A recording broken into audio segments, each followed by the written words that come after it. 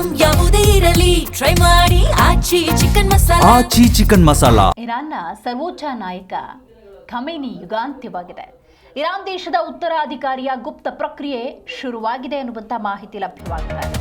ಹೌದು, Iran, Israel ಮತ್ತು ಅಮೆರಿಕದ ದಾಳಿಯಲ್ಲಿ ಖಮೇನಿ ಅಂತ್ಯವಾಗಿದೆ. ಆದರೆ ಆ ಸ್ಥಾನವನ್ನ ಇರಾನ್ನ ಧಾರ್ಮಿಕ ಸರ್ವೋಚ್ಚ ನಾಯಕನ ಆ ಸ್ಥಾನವನ್ನ ಯಾರು ಮುಂದುವರಿಸಿಕೊಂಡು ಹೋಗ್ತಾರೆ ಅನ್ನೋದು ಸದ್ಯದ ಪ್ರಶ್ನೆ.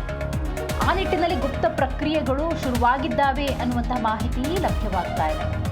ಹೌದು, ಇಂತಹ ಸಂದರ್ಭದಲ್ಲಿ ಸರಿಯಾದಂಥ ಆಯ್ಕೆಯನ್ನು ಮಾಡಬೇಕು, ಸಕಾಲಕ್ಕೆ ಮಾಡಬೇಕು ಅನ್ನೋದು ಇರಾನ್ನ ಯೋಚನೆ.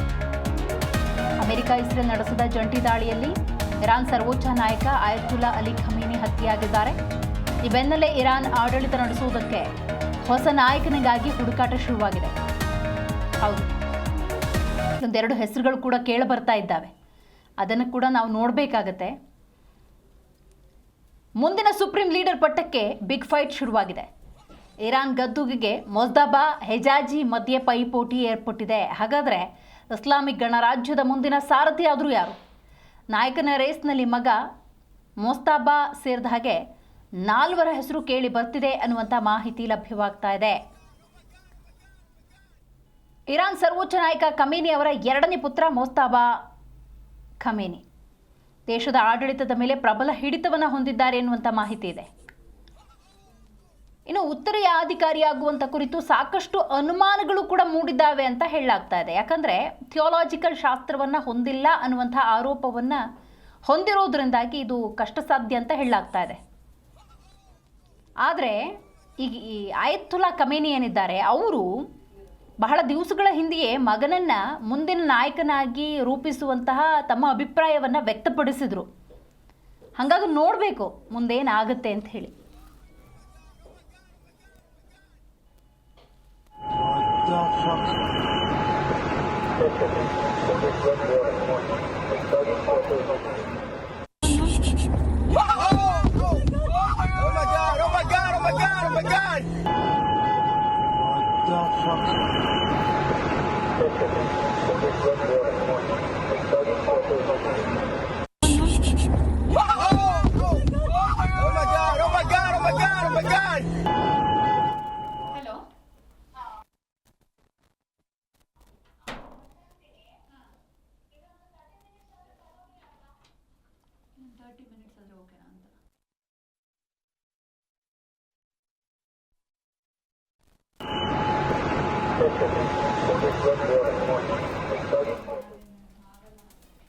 ಇರಾನ್ನ ಸರ್ವೋಚ್ಚ ನಾಯಕ ಅಲಿ ಖಮೇನಿ ಯುಗಾಂತ್ಯವಾಗಿದೆ. ಇರಾನ್ ದೇಶದ ಉತ್ತರಾಧಿಕಾರಿಯ ಗುಪ್ತ ಪ್ರಕ್ರಿಯೆ ಕೂಡ ಒಂದು ಕಡೆ ಶುರುವಾಗಿದೆ. ನಾಯಕತ್ವ ಮಂಡಳಿಯನ್ನ ಮಾಡಿ ನಾಯಕನ ಆಸೆಯ ಕಸರತ್ತು ಕೂಡ ನಡೀತಾ ಇದೆ. ಹಾಗಾಗಿ ಆ ಸುಪ್ರೀಂ ಲೀಡರ್ ಪಟ್ಟಕ್ಕೆ ಬಿಗ್ ಫೈಟ್ ಅಂತೂ ಶುರುವಾಗಿದೆ. ಇರಾನ್ ಗದ್ದುಗೆಗೆ ಮೊಜ್ತಬಾ ಹಾಗೂ ಹೆಜಾಜಿ ಮಧ್ಯೆ ಪೈಪೋಟಿ ಕೂಡ ಏರ್ಪಟ್ಟಿದೆ. ಆದರೆ ನೀವಿಲ್ಲಿ ಗಮನಿಸಬೇಕು, ದೇಶದ ಆಡಳಿತದ ಮೇಲೆ ಪ್ರಬಲ ಹಿಡಿತವನ್ನು ಸಾಧಿಸುವಂತಹ ಸ್ಥಾನದಲ್ಲಿ ಯಾರನ್ನು ಕೂರಿಸಬೇಕು ಅನ್ನೋದೇ ಸದ್ಯದ ಪ್ರಶ್ನೆ ಆಗಿರೋದ್ರಿಂದಾಗಿ ಈಗ ಮೊಜ್ತಬಾ ಖಮೇನಿ ಆಯ್ಕೆಗೆ ಸಂಬಂಧಪಟ್ಟಂತೆ ಆಯತುಲ್ಲಾ ಖಮೇನಿ ಇವರ ಅಭಿಪ್ರಾಯ ಏನಿತ್ತು ಅಂತ ನಾವು ನೋಡ್ತಾ ಹೋಗೋದಾದರೆ, ಹಿಂದೊಂದು ಸತಿ ಅಥವಾ ಬಹಳ ದಿನಗಳ ಹಿಂದೆಯೇ ತನ್ನ ಮಗನನ್ನು ಆ ಸ್ಥಾನದಲ್ಲಿ ಕೂರಿಸೋದಕ್ಕೆ ಎಲ್ಲ ರೀತಿಯ ಪ್ರಯತ್ನವನ್ನು ಅವ್ರು ಮಾಡ್ತಾಯಿದ್ರು. ಅಂದರೆ ಆ ಅಭಿಪ್ರಾಯವನ್ನು ವ್ಯಕ್ತಪಡಿಸಿದರು. ಹಾಗಾಗಿ ನೋಡಬೇಕು ಏನಾಗುತ್ತೆ ಅನ್ನುವಂಥ ನಿಟ್ಟಿನಲ್ಲಿ.